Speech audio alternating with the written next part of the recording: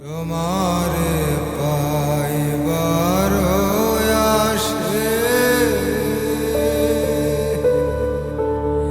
আসমান জমিন কান্তাসে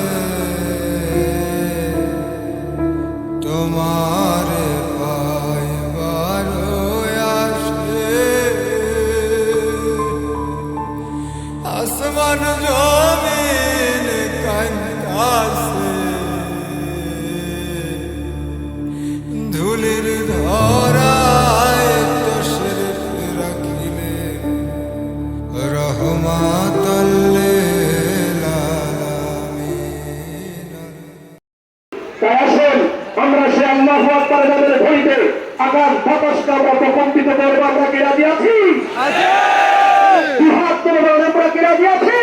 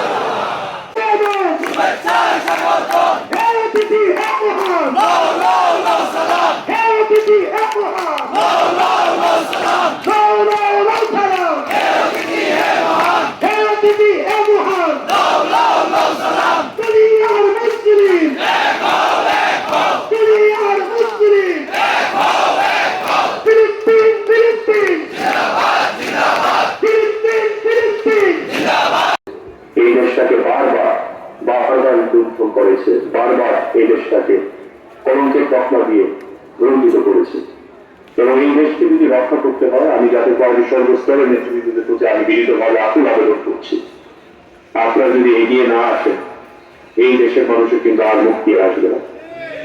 ধর্মমত নির্বিশেষে আমি সকলের প্রতি, মুসলিম উম্মার প্রতি, আমি অন্যান্য রাজনৈতিক দলের নেতাকর্মীদের প্রতি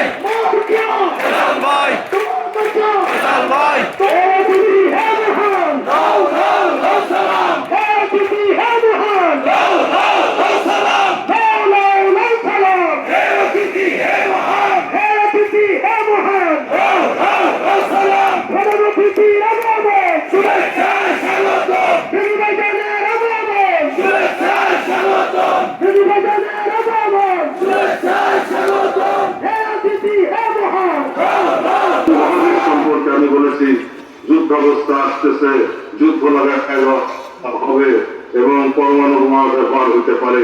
যদি পরমাণু বোমা ব্যবহৃত হয় তাহলে শত কোটি লোক ভারতবর্ষে মারা যেতে পারে। বাংলাদেশেও তার হতাশ এসে পড়বে এবং বাংলাদেশের উপরে বিপদ।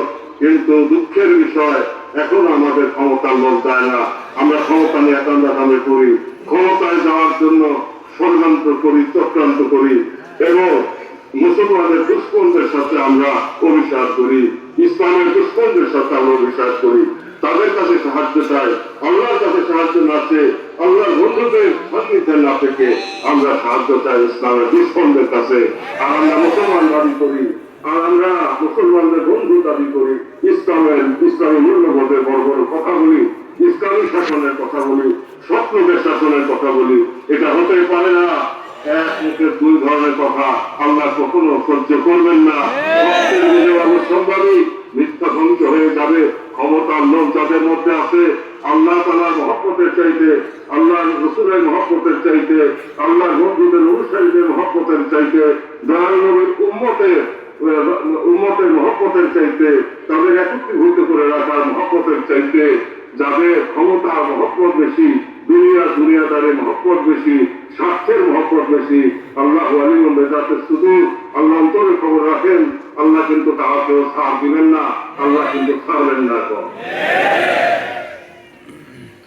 তাই আমি বলেছিলাম বর্তমান পরিস্থিতি যা আপনাদের সামনে উদ্ভব হয়েছে, এই পরিস্থিতির কথা আগেই আপনাদেরকে আমি বলছি, বলি নাই? আমি কি বলেছিলাম আপনাদেরকে এই কথা? ভয়ঙ্কর পরিস্থিতি হবে, কথাটা আমি বলেছিলাম আপনাদেরকে। অতএব বাংলার মাটিতে কোন মুনাফিক থাকতে পারবে না, দুশ্মন থাকতে পারবে না, আমার দয়ালুর দুশ্মন থাকতে পারবে না। মাটিতে আমার কেবলাগানের দুশ্মন, ওরিয়াল্লাহ সেতুলের দুশ্মন থাকতে পারবে না। আমার মাটিতে, বাংলার মাটিতে আল্লাহর দুশ্মন থাকতে পারবে না, মুসলমানদের দুশ্মন থাকতে পারবে না। বাংলার মাটি হবে স্বর্ণের চেয়েও খাঁটি। এই বাংলার মাটিতে শুয়ে আছেন বিশ্বনবী আল্লাহ ফরিদপুরি, এই বাংলার মাটিতে শুয়ে আছেন হযরত শাহজালাল রহমাতুল্লাহ, এই বাংলার মাটিতে শুয়ে আছেন হযরত শাহ ফরান রহমাতুল্লাহ, এই বাংলার মাটিতে শুয়ে আছেন খান জাহান আলী রহমাতুল্লাহ, এই বাংলার মাটিতে শুয়ে আছেন দাদা হুজুর কেবলাগান, এই বাংলার মাটিতে শুয়ে আছেন আমার ফোনপুরি আল্লাহ সকল আমার কেবলাগান শুয়ে আছেন এই মাটিতে, যার উপরে শেষ জমানার দায়িত্ব আল্লাহ দিয়েছিলেন আল্লাহ রসুলের মাধ্যমে, দাদা হুজুর কেবলাগানের মাধ্যমে দোয়া বরকতে এবং তদীয় তাওয়াজ্জুদ দ্বারা আল্লাহ পর্যন্ত পৌঁছাই দিয়েছিলেন। এবং আল্লাহর সাথে সরাসরি সংযোগের মাধ্যমে আল্লাহ তাআলা কর্তৃক প্রদত্ত ক্ষমতা বলে আমার হুজুর যে মহাসত্যের ডঙ্কা বাজিয়েছেন আজ থেকে 80 বছর আগে, সেই ডঙ্কা, সেই আওয়াজ আরো বেশি উত্থিত হচ্ছে প্রত্যেকের হৃদয় রাজ্যের মধ্যে। সেই আওয়াজ পুনরায় প্রতিধ্বনিত হচ্ছে, প্রতিবিম্বিত হচ্ছে এবং সকলকে জাগরিত করছে, দেশবাসীকে জাগরিত করছে, জাগ্রত করছে। এখন জাতীয় ঐক্যের সময় আল্লাহ তাআলা কোরআন শরীফে ইরশাদ করেন যে তোমরা আল্লাহর রজ্জুকে শক্ত করে ধরো, পরস্পর থেকে বিচ্ছিন্ন হয়ো না।